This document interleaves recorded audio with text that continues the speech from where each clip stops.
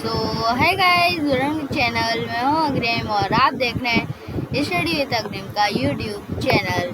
So guys, आज हम पढ़ने वाले हैं चैप्टर 10 ईवीएसई पढ़ेंगे आज, है ना। 689 सॉरी, है ना। 689 तो हमने पढ़ लिए थे, आज हम पढ़ेंगे the chapter 10 the southern plateaus. जो सदर्न प्लेट्यूज हैं, है ना। सदर्न प्लेट्यूज आपको बताइए, जैसे कि हमारा जो इंडिया है वो डिवाइडेड है 2 पार्ट्स में, है ना। वो कौन कौन से आपने पढ़ लिया था, है ना। तो वो चीज़ आपने पढ़ ली थी। तो 2 होते हैं नदन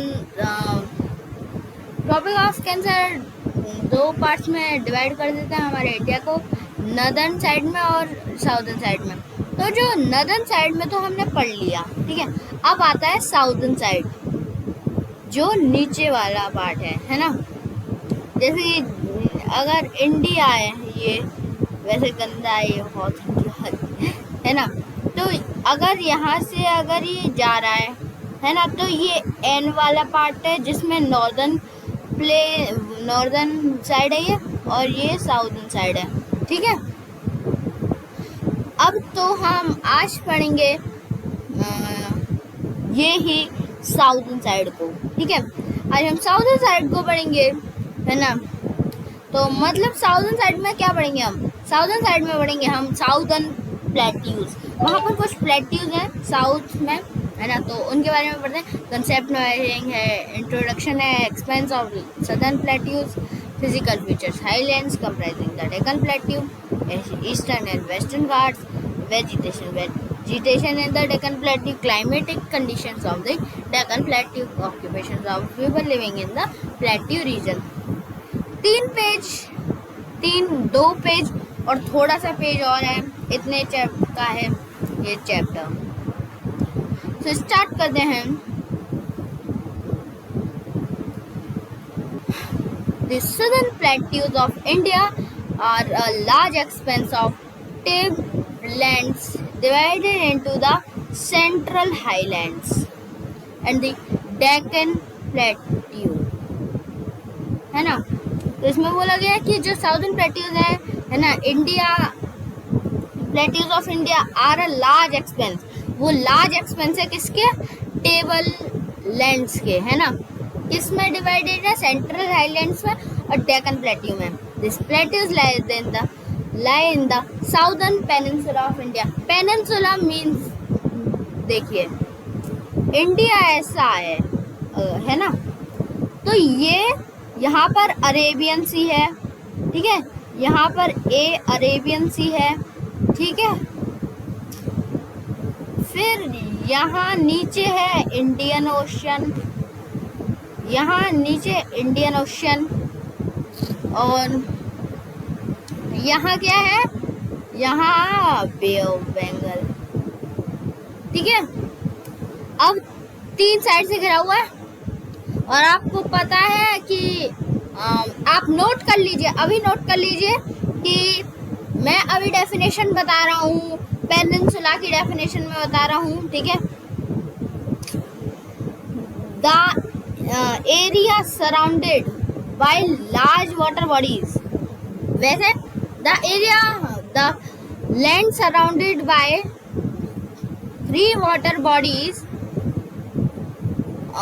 है ना, by 3 water bodies, और it is peninsula। मतलब कि जैसे कि the land surrounded by 3 water bodies is called peninsula। यहाँ पर आपको दिख रहा होगा, ये जो आप देख सकते हैं यहाँ पर, the area is surrounded by large water bodies on 3 sides, the bay of Bengal. जैसे कि 3 साइड से हमारा इंडिया भी घिरा हुआ है, हमारा इंडिया भी साउदर्न साइड से जो है पेनिनसुला है, तो Bay of Bengal in the right side, है ना। ईस्टर्न साइड किस साइड में? ईस्टर्न साइड में, और अरेबियन सी वेस्टर्न साइड में, और बे ऑफ इंडियन ओशन इसके साउथ में, ठीक है। The Deccan Plateau stretches across the states of Gujarat, Maharashtra, Madhya Pradesh, Chhattisgarh, Jharkhand, Orissa, Andhra Pradesh, Karnataka, Tamil Nadu and parts of Kerala. जो डेक्कन प्लेट्यू है वो कहाँ तक है ना, वो कुछ स्टेट्स हैं गुजराती, उनमें, महाराष्ट्र में, मध्य प्रदेश में, छत्तीसगढ़ में, झारखंड में, उड़ीसा में, आंध्र प्रदेश में, कर्नाटका में, तमिलनाडु में और कुछ पार्ट्स हैं केरला के, उसमें भी डेक्कन प्लेट्यू है। तो प्लेट्यू की डेफिनेशन क्या है? A plateau is a raised mass of land which is flat like a table top and has sloping sides, ठीक है। अब हम फिजिकल फीचर्स पढ़ते हैं। साउदर्न प्लेट्यूज के physical features. The southern plateaus form a triangular table land which is divided into two parts by the river Narmada. जो southern plateaus हैं वो एक ट्रायंगुलर टेबल लैंड बनाते हैं जो कि दो पार्ट्स में बटा हुआ है। कैसे? किससे? नर्मदा से। To the north of the river, जो नॉर्थ है रिवर का, उसमें मालवा प्लेट्यू, और जो साउथ है उसमें है सेंट्रल प्लेट्यू और तेलंगाना प्लेट्यू, ठीक है। द छोटे Nagpur plateau lies in the north eastern part of the Deccan plateau. Deccan plateau का जो नॉर्थ ईस्टर्न पार्ट है ना, उसमें कौन सा प्लेट्यू है? छोटा नागपुर प्लेट्यू।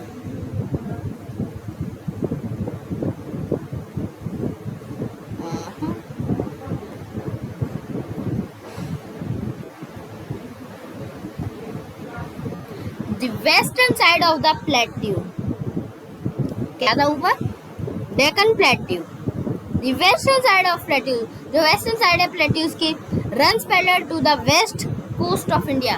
जो वेस्ट कोस्ट है ना इंडिया का, वो बिल्कुल पैरेलल, मतलब ऐसे, मैं दिखाता हूँ, ड्रॉ करके दिखाता हूँ आपको पैरेलल कैसे होता है। ऐसे, जैसे ट्रेन की पटरी होती है ना, पैरेलल मतलब वो बिल्कुल ऐसे होते हैं, थोड़ा एक डिस्टेंस पे ही चलते आते हैं, ठीक है। उनका डिस्टेंस चाहे वो ऐसे मुड़ जाए, जैसे कि यहाँ पर देख सकते हैं, मैं बना रहा हूँ, ऐसे मुड़ जाए, लेकिन उनका जो डिस्टेंस है ये पैरेलल ही रहेगा, ये एक ही रहेगा, है ना, तो उसको कहते हैं पैरेलल, ठीक है। तो ऐसे ही जो पैरेलल जैसे कि जाते हैं कहाँ पर? वेस्ट कोस्ट में इंडिया के, ठीक है। The chain of mountains located here are called Western Ghats। Western side में जो चेन है, बताइए, वेस्टर्न घाट्स जो है ना, वेस्टर्न घाट्स, अभी मैं बता रहा हूँ, जो वेस्ट में है, तो यहाँ पर भी माउंटेन्स की एक चेन दिखाई देती है और उसको कहते हैं हम western Ghats. They are almost an unbroken continuous row of mountains। ये जो है बिल्कुल अनब्रोकन है ना, कंटिन्यूअस रो है किसकी? माउंटेन्स की। The eastern side of the plateau runs parallel to the eastern coast। जो ईस्टर्न साइड है वो ईस्टर्न कोस्ट की तरफ बढ़ती है और यहाँ पर छोटे छोटे हिल्स दिखाई देते हैं, उनको कहते हैं eastern Ghats. The eastern Ghats are small groups of hills and not a chain। ये स्मॉल ग्रुप्स हैं, छोटे छोटे ग्रुप्स हैं हिल्स के, ना कि कोई चेन, जैसे कि वेस्टर्न घाट्स हैं, हाँ। Most of the rivers of Deccan plateaus are जैज Mahanadi, Godavari, Krishna and Kaveri originate in the higher mountains of the western Ghats. जो कुछ ज़्यादा से ज़्यादा रिवर्स जो है डेक्कन प्लेट्यू की, जैसे कि महानदी, गोदावरी है, कृष्णा है, कावेरी है, ये कहाँ से शुरू होती है ना, कहाँ से होती है? वेस्टर्न घाट्स के माउंटेन से। दे फ्लो ईस्टवर्ड, वो कहाँ जाते हैं? ईस्टवर्ड्स। और बे ऑफ बंगाल में गिरते हैं। ठीक है, यहाँ पर अगर मुझे दिख जाता तो मैं बताता आपको। हाँ, आगे बढ़ते हैं। Just before they flow into the sea, they form deltas between the hills of eastern Ghats. These rivers are called seasonal rivers as they do not originate from the snow-capped peaks. They have to depend on monsoon for their water. अब flow होने के पहले, मतलब बे of Bengal में गिरने से पहले, ये जो है सीज हैं, ये जो रिवर्स है वो डेल्टास तो आपने पढ़े ही है, जैसे कि मिट्टी के होते हैं ये, है ना, बन जाते हैं, कुछ किससे बन जाते हैं, कुछ सॉइल वगैरह मटेरियल से, है ना, बन जाते हैं डेल्टास। ठीक है, और वो तो आपने पढ़ चुके हैं। किस चैप्टर में पढ़ा था आपने, वो मुझे अभी याद तो नहीं है ना, लेकिन पढ़ा था हमने, क्योंकि अभी तक हम 3 चैप्टर पढ़ चुके हैं, तो मुझे पता नहीं है कि किस में हमने ये डेल्टा का पढ़ा हो था, है ना। तो आई थिंक मुझे लग रहा है नॉर्दर्न प्लेन्स में पढ़ा हो, नॉर्दर्न प्लेन्स में, है ना, कमेंट करके बताइए, है ना। चलिए आगे बढ़ें। आगे क्या, अभी इसको बता देता हूँ। यहाँ पर जो है डेल्टास कहाँ बनाती हैं, ईस्टर्न घाट्स के हिल्स के बीच हुई जो रिवर्स हैं, इनको कहते हैं सीजनल रिवर्स, क्योंकि ये ना तो जो है यहाँ पर ये जो रिवर्स हैं वे स्नो केप्ड पीक से नहीं आती, मतलब कुछ बर्फ से बनती नहीं है। ये मॉनसून पे डिपेंड करती है कि भाई मॉनसून हमें पानी जितना देगी तो हम उतना फ्लो करेंगे, तो इनको सीजनल रिवर्स कहते हैं। जो नर्मदा है और ताप्ती है ना, वो 2 रिवर हैं जो जाती हैं वेस्टवार्ड्स और अरेबियन सी में गिरती हैं, और जैसे कि कुछ अलग रिवर्स हैं, है ना, Betwa, Chambal and Son flow northwards, वो नॉर्थवर्ड जाती हैं और ज्वाइन करते हैं गंगा रिवर को। आपने ये तो उसमें पढ़ा था, उसमें यार किसमें, द नदर्न माउंटेन्स में, आई थिंक नदर्न माउंटेन्स में, हाँ नदर्न माउंटेन्स में पढ़ा था कि भाई वो जाते हैं और गिरते हैं, है ना। चलिए अब नीचे पढ़ते हैं। यहाँ पर कुछ डिड यू नो दिया रखा है। डोडा बेटा peak is the highest point in the Nilgiri hills and second highest peak in Deccan Plateau. It is as high as 2,600 meter or 8,652 feet above sea level. ठीक है, ये आपको पता चल गया होगा कि डोडो बेटा एक पीक है जो हाईएस्ट पॉइंट है नीलगिरीज हिल्स में, और सेकंड हाईएस्ट पीक है डेक्कन प्लेट्यू में। ठीक है, 2,637 मीटर इक्वल्स टू 8,652 फीट, और 8,652 फीट इक्वल्स टू 2,637 मीटर। ये मैं आपको कैलकुलेशन कर नहीं रहा हूँ, मैं तो ये बता रहा हूँ, यहाँ पर लिखा हुआ है ना, और तो और का मतलब ये भी है और ये भी है, यहाँ फीट और मीटर है ना, तो सी लेवल के ऊपर। ठीक है, तो अब बाद में आगे बढ़ते हैं। The eastern and the western ghats meet at the Nilgiri hills, the blue mountains. Nilgiri hills को क्या बोला जाता है, और बताइए जल्दी जल्दी कमेंट्स में लिखिए। नीलगिरी हिल्स को द ब्लू माउंटेन्स भी कहा जाता है। ठीक है, अब जो ईस्टर्न घाट है और वेस्टर्न घाट है वो कहीं पे तो आके ज्वाइन होंगी। अब वो कहाँ होंगी आपको पता है कि ब्लू माउंटेन्स पे, और blue mountains equals to Nilgiri hills, Nilgiri hill equal to the blue mountains, सबका इक्वल्स टू बना दिया मैंने, है ना। These are the highest mountains of South India. South India के सबसे बड़े माउंटेन्स हैं ये, कौन, Nilgiris. The highest peak here is in the Anamali Hills and is called Anaimuji। तो यहाँ पर क्या लिखा है, जो हाईएस्ट पीक यहाँ पर है वो अनामलाई में है, अनामलाई हिल्स में है और उसको कहते हैं अनाईमुदी, है ना। उसका नाम क्या है आप देख सकते हैं यहाँ पर, उसका नाम नोट कर लीजिए। उसका नाम है, नहीं तो आप वीडियो भी देख सकते हैं बार बार, अनाईमुदी। और 2695 मीटर, 2695 मीटर अब सी लेवल है ये, है ना। अब हम पढ़ते हैं यहाँ की वेजिटेशन के बारे में। अब भाई वेजिटेशन तो कुछ होती है ना। वेजिटेशन नहीं होगी तो क्या होगा। कॉटन प्लांटेशन यहाँ पर क्लियर दिख रहा होगा आपको थोड़ा, है ना। दिख रहा है आपको, कॉटन है ये जो आपको दिख रहा है ना, यहाँ पर मेरा माउस है तो कॉटन है ना। अब जो ये वेजिटेशन है, वेजिटेशन के बारे में पढ़ते हैं। The plateau region covers vast area and hence the climate and the soil varies from place to place.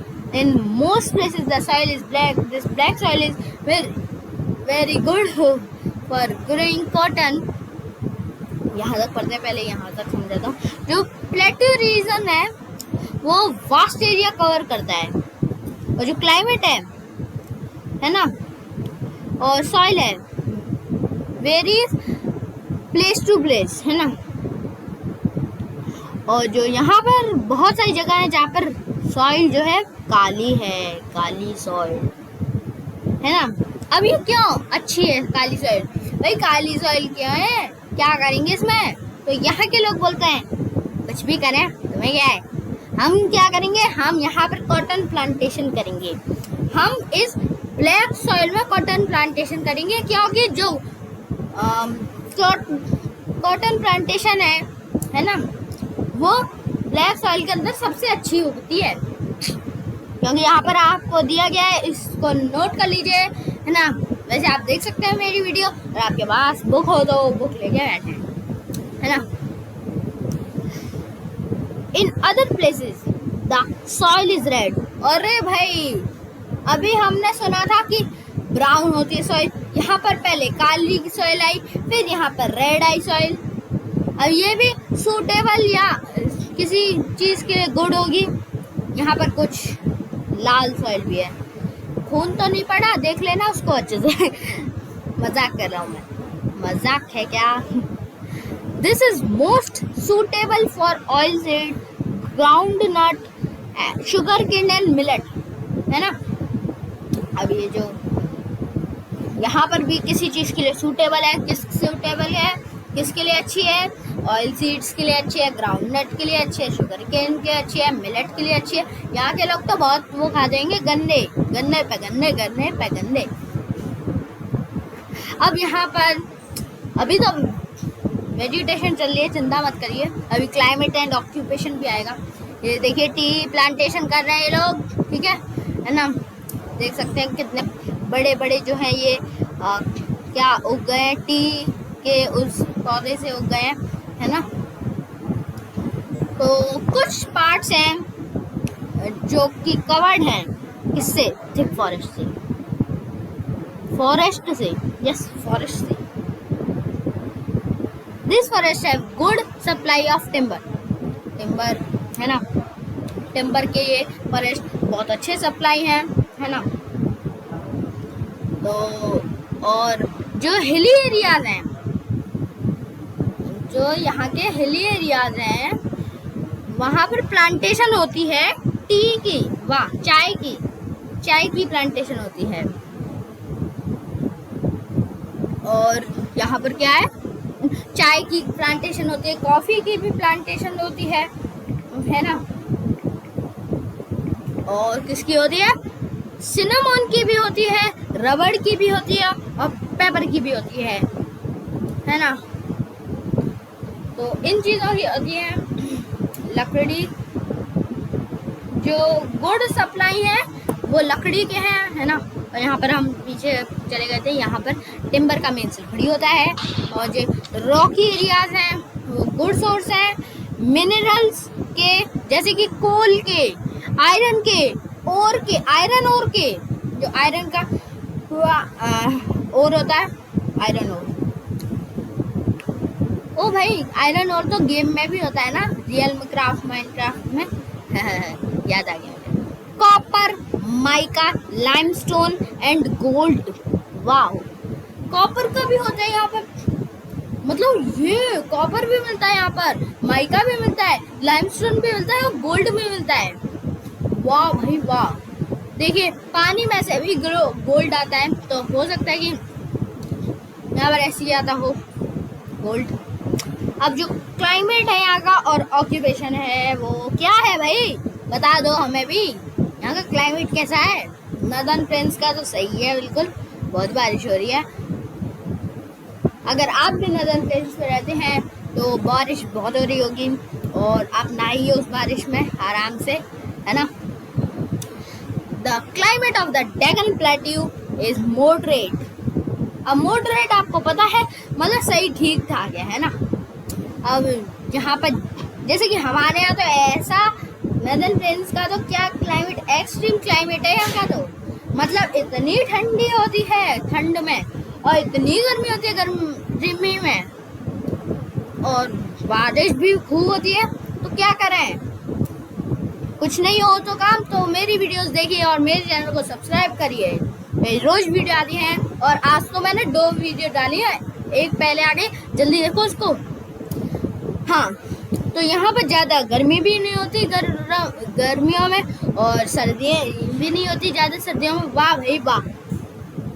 और एक एवरेज रेनफॉल आता है मानसून्स में जून टू सितंबर। हाँ, तो जून टू अगस्त या जुलाई टू अगस्त में तो ऐसा बाढ़ पड़ जाएगी, है ना। तो सही रहता है यहाँ पर, मतलब सही है बिल्कुल, क्लाइमेट मॉडरेट है। एक वर्ड है, सिर्फ एक वर्ड आया है मॉडरेट, उसी से आपको यहाँ का क्लाइमेट पता चल गया, ठीक है। मॉडरेट का इंग्लिश हिंदी डिक्शनरी में सर्च कर लें मॉडरेट का मीन और आपको पता चल जाएगा। अभी बचा है भाई, अभी तो एक ही पैराग्राफ हुआ है क्लाइमेट का। अब ऑक्यूपेशन पता चलेगा हमें इनका। अब जो ऑक्यूपेशन है यहाँ पर जो है फार्मर्स हैं ज़्यादातर लोग तो, है ना। और माइंस में कुछ लोग काम करते हैं। Region is this region rich, minerals में रिच है, तो बहुत सारे वेरियस इंडस्ट्रीज में काम करते हैं, है ना। Plateau region lead a good life. जो पीपल है प्लेट्यू रीजन के, वो एक अच्छी जिंदगी जीते हैं। सो गाइज, अभी तक आपने मेरे चैनल को सब्सक्राइब नहीं करा तो ये तो बहुत गलत बात है। जब भी जाओ और अभी सब्सक्राइब कर लो। और गाइज एक क्वेश्चन है, पूछूं चले। गाइज मैं सोच रहा हूँ कि अपना एक गेमिंग का चैनल बनाऊँ। सो गाइज आप प्लीज़ कमेंट में बताइए कि बनाऊँ या ना बनाऊँ, ठीक है। और अगर बनाऊँगा तो दोनों पर रोज़ वीडियो आएंगी। सो गाइज अभी तो इतनी वीडियो बनाते हैं, देखते हैं कितने उसकी हो गई होगी मिनट्स की, कितने की भी हो, मुझे क्या है, मुझे तो वीडियो बनानी है। और आपको वीडियो को लाइक करना है, सब्सक्राइब करना है, शेयर तो जरूर करना है। और शेयर कर रहे हो तो उनसे बोल दीजिए जिनको भी शेयर कर रहे हैं कि भाई अब तो मतलब सब्सक्राइब करना बनता है ना। So guys thank you guys, मिलते हैं अगली वीडियो में।